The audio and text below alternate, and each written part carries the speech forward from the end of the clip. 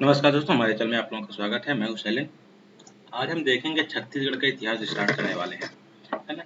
अब इस छत्तीसगढ़ के इतिहास में हम लोग है जिस प्राचीन काल से लेकर छत्तीसगढ़ का निर्माण तक पूरा इतिहास पढ़ेंगे।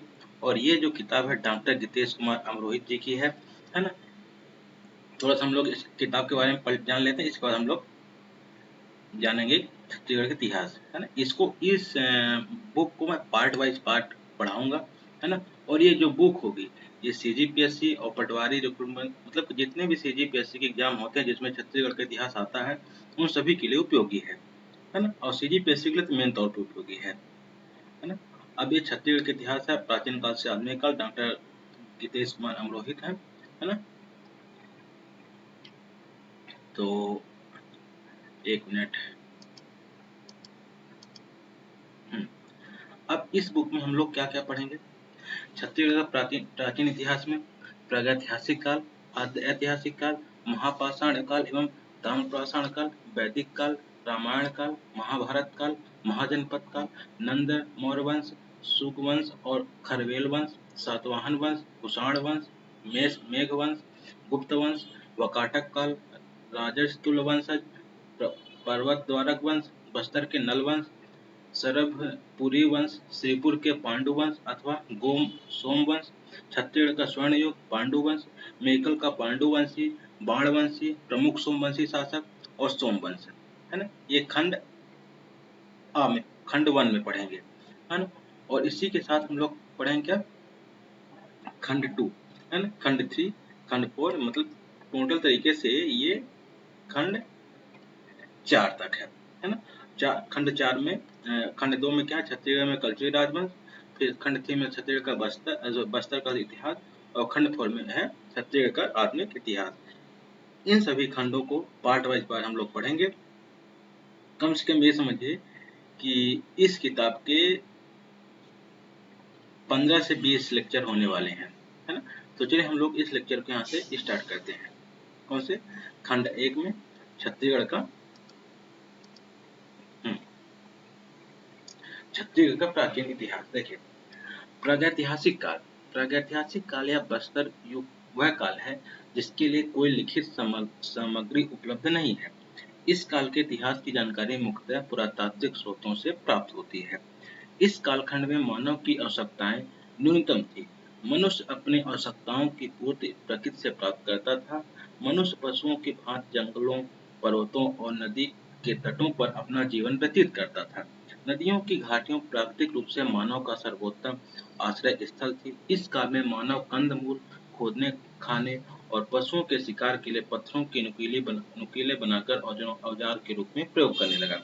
पाषाण अर्थात पत्थर के प्रयोग के कारण यह युग पाषाण युग के नाम से जाना जाता है।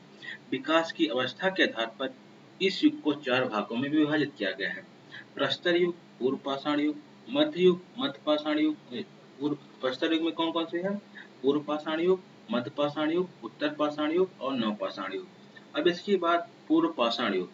इस काल के औजार महानदी घाटी तथा रायगढ़ जिले के सिंघनपुर, कबरा पहाड़, बोतलदा, छापामारा, भंवरखोल, गीधा, सोनबरसा में शैल चित्रों के साथ साथ पाषाण युगीन पत्थर के लघु पाषाण औजार भी प्राप्त हुए हैं, है ना। अब आ चलते हैं मध्य पाषाण युग। मध्य युग के लंबे फलक, अर्ध चक्राधार लघु पाषाण के औजार रायगढ़ जिले के कबरा पहाड़ से चित्तित शैलाश्रय के निकट से प्राप्त हुए हैं।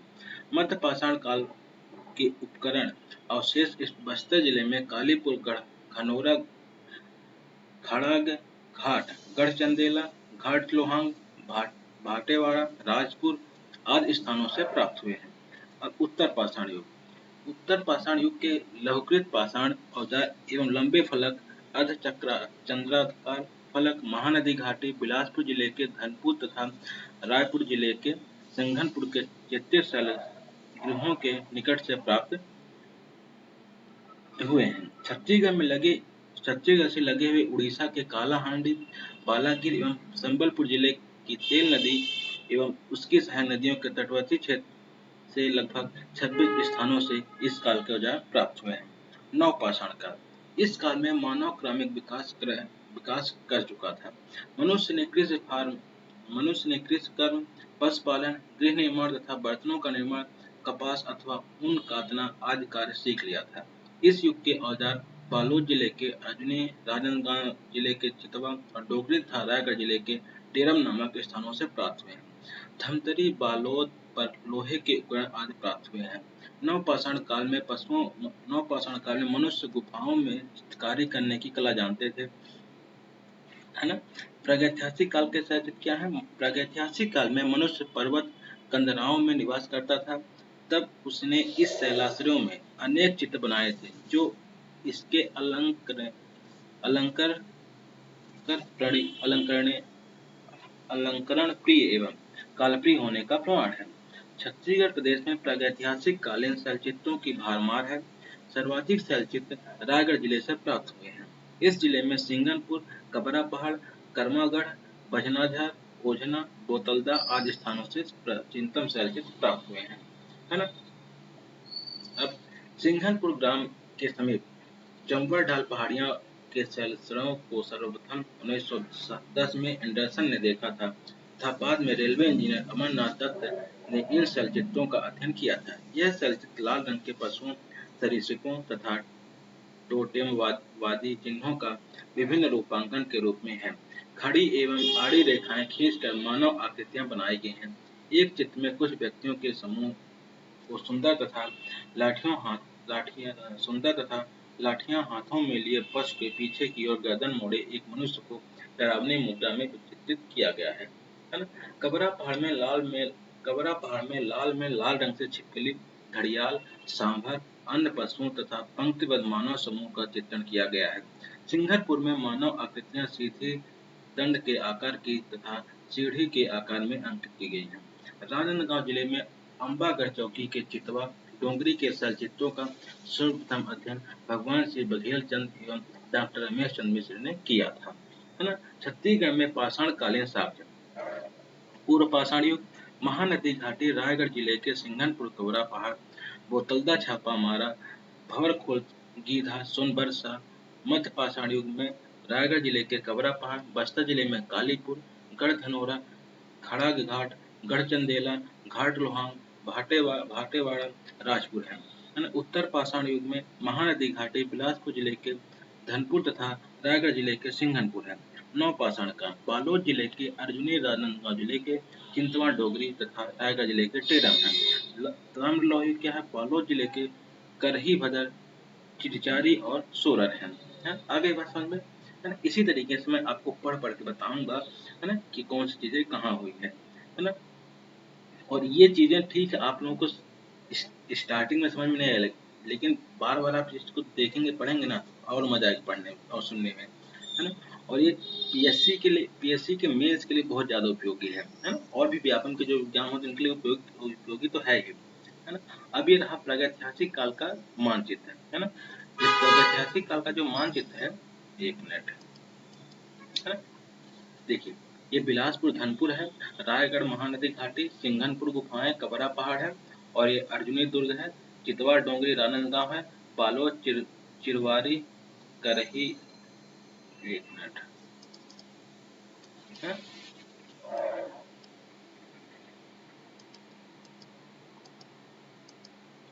हम्म, करही करही मदर खोरर है, गढ़ घनौरा रोकोंडा गांव है ना। ये रहा इसका आपका मानचित्र।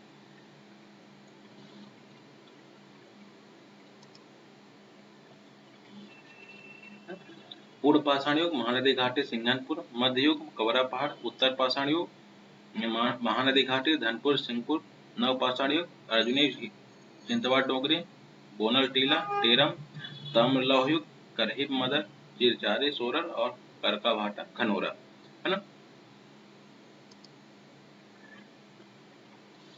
अब आइए देखते हैं आद्य ऐतिहासिक काल, है ना। अब आद्य ऐतिहासिक काल क्या है?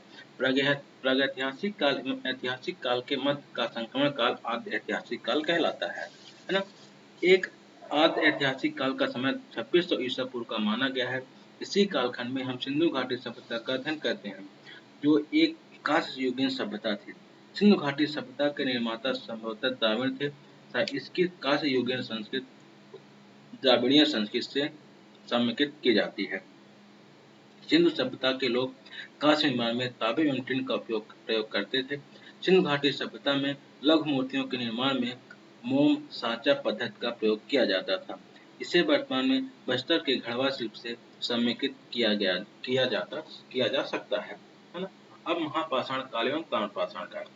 पाषाण युग के पश्चात ताम्र युग आता है। दक्षिण कोसल क्षेत्र में इस काल की सामग्री का अभाव है, किंतु निकटवर्ती बालाघाट जिले के गुंगेया नामक स्थान से तांबे के औजार का एक बड़ा संग्रह प्राप्त हुआ है। यहाँ से 424 तांबे के औजार और 102 चांदी के आभूषण मिले हैं। ताम्र युग में 100 को गाड़ने के लिए बड़े बड़े शिलाखंडों का उपयोग किया जाता था। इसे महापाषाण स्मारकों के नाम से संबोधित किया जाता था। इन समाधियों को महापाषाण वटुतम डालमेन भी कहा जाता था। बालोद जिले के करही, बदर, चिरचारी और सोरन में पहाड़ पाषाण घेरों के अवशेष मिले हैं। इसी जिले के करका भाटा से पाषाण घेरे के साथ लोहे के औजार और मिदभांड प्राप्त हुए हैं। धनोरा बालोद जिला से लगभग 500 महापाषाण स्मारक प्राप्त हुए हैं, जिसकी खुदाई सन 1956 से 1957 में डॉक्टर एम.जी. दीक्षित द्वारा किया गया तथा जिसका व्यापक सर्वेक्षण प्रोफेसर जे.आर. काम्बले एवं डॉक्टर रमेश नाथ मिश्र ने सर्वप्रथम किया था, है ना। ये क्या है, निकटवर्ती कालाहांडी जिले के नवापारा तहसील में स्थित सोनाभीर नामक ग्राम में पाषाण का घेरा मिला है। कोंडागांव जिले के गढ़घनौरा में ताम्रपाषाण कालीन आवास का घेरा प्राप्त हुआ है। वैदिक काल क्या है? प्रारंभिक वैदिक अथवा पूर्व वैदिक सभ्यता की जानकारी देने वाले ग्रंथ ऋग्वेद में छत्तीसगढ़ से संबंधित कोई भी जानकारी नहीं मिलती है ना। इसमें विंध्य पर्वत एवं नर्मदा नदी का उल्लेख नहीं है। ऋग्वेद के उल्लेखित दक्षिण पदा शब्द से मैंडानल एवं कीथ ने दक्षिणापथ अर्थात विश्व के दक्षिणवर्ती भूप्रदेश का आशय ग्रहण किया है। उत्तर काल में देश के दक्षिण भाग से संबंधित विवरण मिलने लगते हैं। उत्तर वैदिक साहित्य में आए दक्षिण दिक् से सीतानाथ प्रधान ने दक्कन प्रदेश का बोध होना स्वीकार किया है। शतपथ ब्राह्मण में पूर्व एवं पश्चिम में स्थित समुद्रों का उल्लेख मिलता है। कौशिक उपनिषद में विंध्य पर्वत का नामोल्लेख है। परवर्ती वैदिक साहित्य में नर्मदा का उल्लेख रेवा के रूप में मिलता है। वैदिक अर्ध दक्षिण पथ के अंतर्गत दक्कन के पूर्वोत्तर में स्थित दक्षिणगढ़ छत्तीसगढ़ से भली भांति परिचित है। इसके संबंध में यह तर्क दिए जा सकते हैं कि महाकाव्यों में इस क्षेत्र का पर्याप्त उल्लेख मिलता है। अब आइए देखते हैं रामायण का। राम की माता कौशल्या राजा भानुमति की पुत्री थी। कौशल्या का नाम अपने पिता के नाम के कारण भानुमति ही था, है ना। राजा दशरथ से विवाह के बाद भानुमति कौशल प्रदेश की होने के कारण कौशल्या नाम से पुकारी गई है। पहले और आज भी कहीं कहीं विवाह के बाद स्त्रियों के नाम बदलने की परंपरा जीवित है ना। कौशल खंड नाम एक अप्रकाशित ग्रंथ से जानकारी मिलती है कि विंध्य पर्वत के दक्षिण में नागपत्तन के पास कौशल नामक एक शक्तिशाली राजा था। इनके नाम पर ही इस क्षेत्र का नाम कौशल पड़ा है। राजा कौशल के वंश में भानुमंत नामक राजा हुआ, जिसकी पुत्री का विवाह अयोध्या के राजा दशरथ से हुआ था। भानुमंत का कोई भी पुत्र नहीं था। अतः कौशल छत्तीसगढ़ का राजा दशरथ को प्राप्त हुआ। इस प्रकार राजा दशरथ के पूर्व ही इस क्षेत्र का नाम कौशल होना ज्ञात होता है। ऐसा माना जाता है कि वनवास के समय संभवतः राम ने अधिकांश समय छत्तीसगढ़ के आसपास व्यतीत किया था। नेक्स्ट क्या है, श्री राम के पश्चात उत्तर कौशल के राजा उनके ज्येष्ठ पुत्र लव हुए, जिनकी राजधानी श्रावस्ती थी, और अनुज कुश को दक्षिण कौशल मिला, जिसकी राजधानी कुशस्थली थी। स्थानीय परंपरा के अनुसार रामायण कालीन प्रमुख स्थल है शिवरी नारायण, जिला जांजगीर चांपा। राम ने ही सबरी के जूठे बेर खाए थे। खरौं, जिला जांजगीर चांपा, राम द्वारा खरदूषण का वध। तुरतुरिया, जिला बलौदाबाजार, महर्षि वाल्मीकि का आश्रम जहाँ लव और कुश का जन्म हुआ। पंचवटी, केशकाल के निकट रावण द्वारा सीताहरण। दंडकारण्य, बस्तर, रामायण के अरण्यकांड में दंडकवन के रूप में इस क्षेत्र के उल्लेख किया गया है। वनवास के दौरान राम ने यहाँ अपना अधिकांश समय बिताया था। सिहावा पर्वत, धमतरी, ऋषि का आश्रम। रिंगी ऋषि ने पुत्रेष्टि यज्ञ किया था। रामगढ़ की पहाड़ी सरगुजा, सीता बेगरा, रामगढ़, लक्ष्मण बेगरा, किष्किंधा पर्वत, सीता कुंड, हाथी खूह, इन स्थानों पर वनवास के दौरान राम, लक्ष्मण और सीता ने अपना समय व्यतीत किया था। राम झरना, रायगढ़ कोरिया, सीतामढ़ी, हरचौका, सीतामढ़ी घाघरा, है ना। और इन सभी पद यात्राओं से ही राम वन गमन पथ यात्रा मतलब कि रास्ता बन रहा है ना। अब आ जाते हैं छत्तीसगढ़ में राम वन गमन पथ। अपने वनवास काल के दौरान भगवान राम के छत्तीसगढ़ क्षेत्र में प्रवेश से लेकर छत्तीसगढ़ के भूभाग को छोड़ने तक अर्थात कोरिया से लेकर सुकमा तक राम वन गमन पथ की विस्तृत कार्य योजना लेकर छत्तीसगढ़ सरकार कार्य कर रही है। राम वन गमन पथ की कुल लंबाई 2260 किलोमीटर है। इन रास्तों के पर किनारे जगह जगह साइन बोर्ड श्री राम के वनवास से जुड़ी कथाएं देखने और सुनने को मिलेंगी। राम वन गमन पथ के पहले चरण में 9 स्थानों का चयन किया गया है। वे स्थान है हरचौका कोरिया में है, रामगढ़ सरगुजा में है, शिवरी नारायण जांजगीर चांपा में है, तुरतुरिया बलौदा बाजार में है, चंद्रखुरी रायपुर में है, राजिम है गरियाबंद में, सिहावा सप्तऋषि आश्रम है धमतरी में, जगदलपुर में बस्तर है, राम में सुकमा है ना। अब जाते हैं महाभारत काल में। कौन सा? महाभारत काल, है ना। महाभारत में भी इस क्षेत्र का उल्लेख सहदेव द्वारा जीते गए राज्यों के प्राकोशल के रूप में मिलता है। बस्तर के अरण्य क्षेत्र में कांतार कहा गया है। कर्ण द्वारा की गई दिग्विजय में भी कौशल जनपद का नाम मिलता है। राजा नल के दक्षिण दिशा का मार्ग बताते हुए भी बिंद के दक्षिण में कौशल राज्य का उल्लेख किया गया था। महाभारत कालीन ऋषभ तीर्थ भी राजा जांजगीर चांपा जिले में शक्ति के निकट गुंजी नामक स्थान से समीकृत किया जाता है। पंडित लोचन प्रसाद पांडे के अनुसार महाभारत के वन पर्व में वर्णित ऋषभ तीर्थ नामक स्थान जो जांजगीर चांपा जिले में शक्ति के निकट स्थित है, महाभारत के वन पर्व में यह श्लोक उल्लेखित है। कौन सा? ऋषभ तीर्थ मसाध्य कौशलायाम नराधिपः वाजपेय माना प्रोति त्रिरात्रो पोषितो नरः, है ना। इसका अर्थ क्या हुआ? हे नरेश्वर दक्षिण कौशल के ऋषभ तीर्थ में जाकर स्नान करके 3 रात उपवास करने वाला व्यक्ति वाजपेय यज्ञ का फल पाता है ना। अब नेक्स्ट है स्थानीय परंपरा के अनुसार भी मोरक ध्वज और ताम्र ध्वज की राजधानी मणिपुर का तदाम में वर्तमान रतनपुर से किया जाता है। इसी प्रकार यह माना जाता है कि अर्जुन पुत्र बभ्रुवाहन की राजधानी चित्रंगपुर थी, जिसको अब बोलता है सिरपुर बोला जाता है। क्या बोला जाता है? सिरपुर। अर्जुन पुत्र क्या नाम था? बभ्रुवाहन। इसकी राजधानी क्या होती है? चित्रंगपुर। रायपुर जिले के आरंग को भी मूरत ध्वज की नगरी कहा जाता है। राजा ने अपने पुत्र ताम्रध्वज को आरे से छद्म बेसी सिंह के लिए काट दिया था।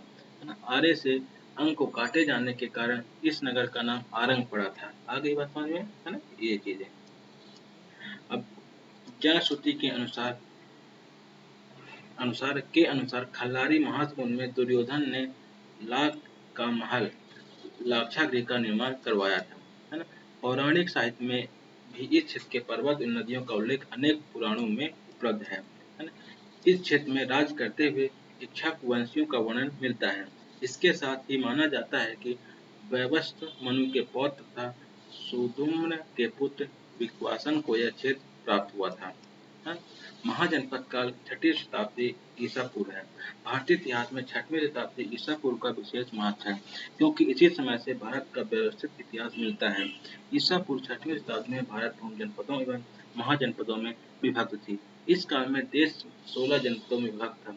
छत्तीसगढ़ का वर्तमान क्षेत्र भी कौशल के नाम से एक पृथक प्रशासनिक इकाई थी, है ना। अवदान शतक नामक एक ग्रंथ के अनुसार महात्मा बुद्ध दक्षिण कौशल आए थे, है ना। किस कौन से ग्रंथ के अनुसार? अवदान शतक के अनुसार, है ना। तथा 1 मिनट मैं टिक नहीं मारा करूंगा इस बार, ताकि आप लोगों को कम मिनट में। अवदान शतक नामक एक ग्रंथ के अनुसार महात्मा बुद्ध दक्षिण कौशल आए थे, है ना।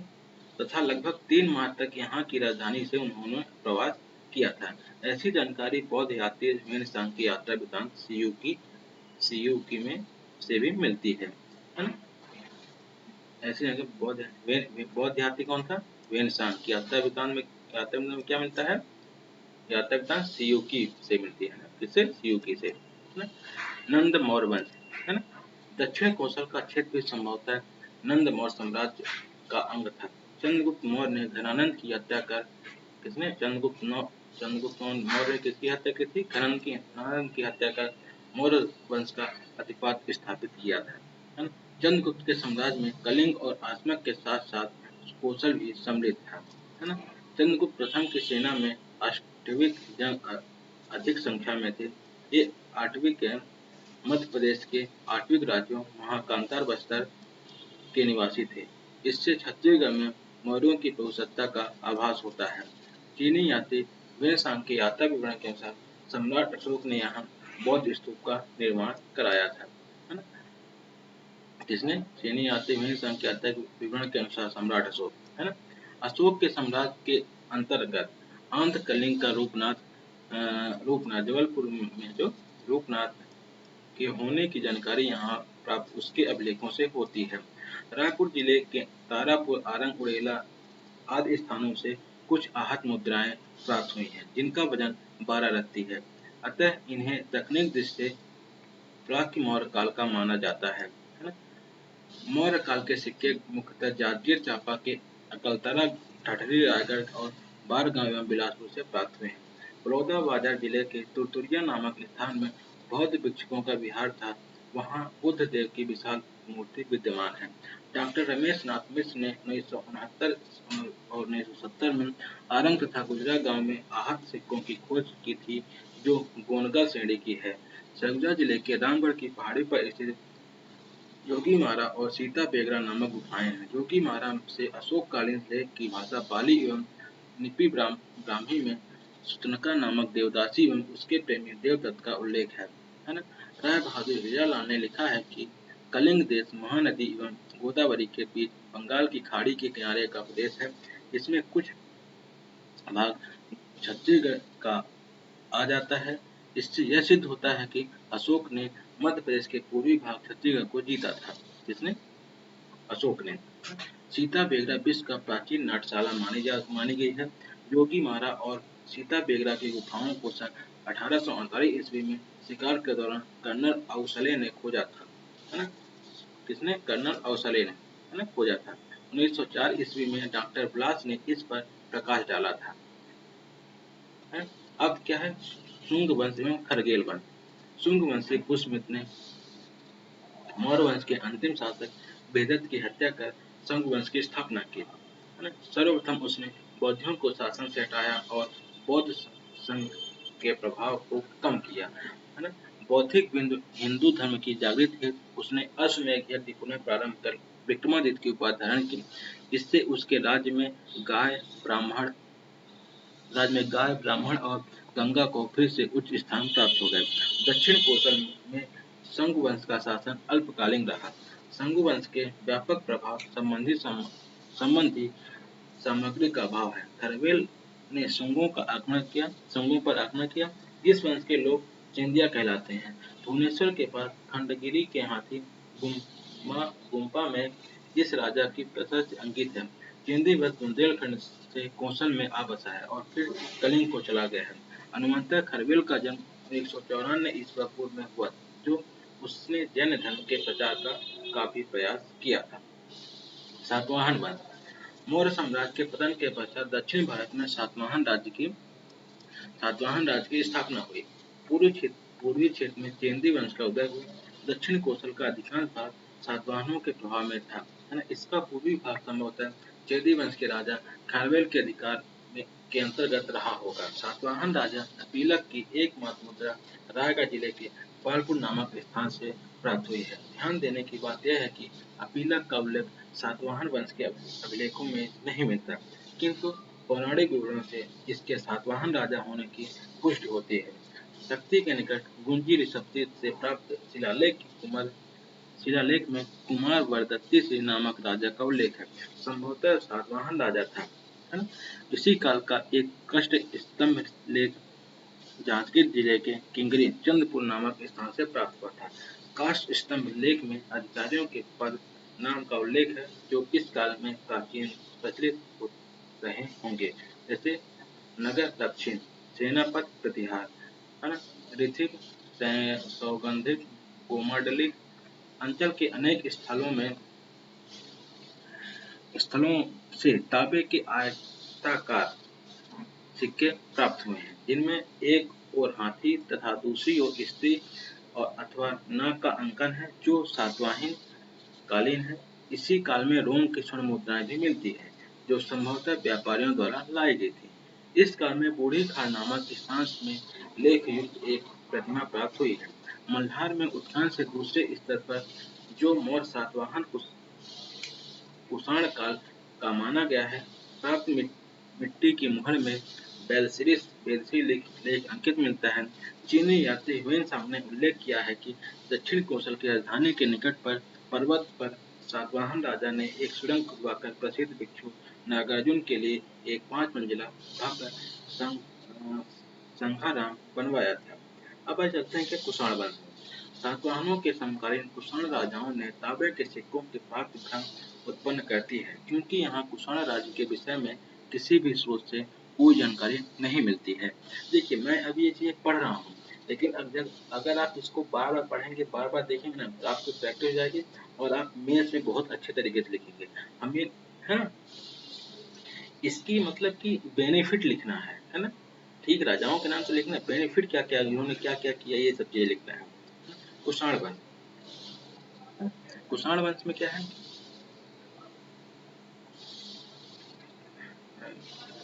सातवाहनों के समकालीन कुषाण राजाओं के तांबे के सिक्कों के बाद भ्रम उत्पन्न करती है, क्योंकि यहाँ कुषाण राज्य के विषय में किसी भी स्रोत से कोई जानकारी नहीं मिलती है।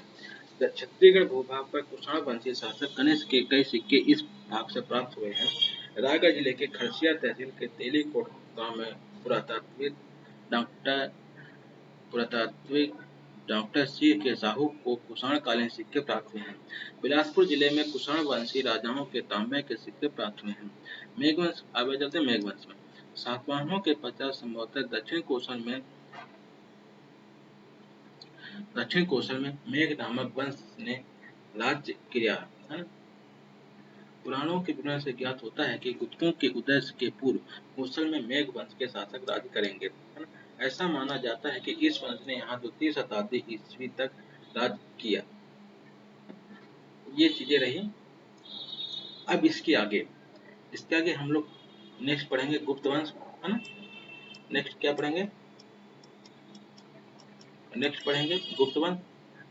तब मैं इस लेक्चर को समाप्त करता हूँ, और इस वीडियो को ज़्यादा से ज़्यादा लोगों तक शेयर करेगा। जो लोग पीएससी का पेपर दे रहे हैं, जो लोग व्यापम की तैयारी कर रहे हैं, जो लोग महिला परिवीक्षा की तैयारी कर रहे हैं, उनके लिए ये चीज़ें बहुत ही उपयोगी है ना। धन्यवाद।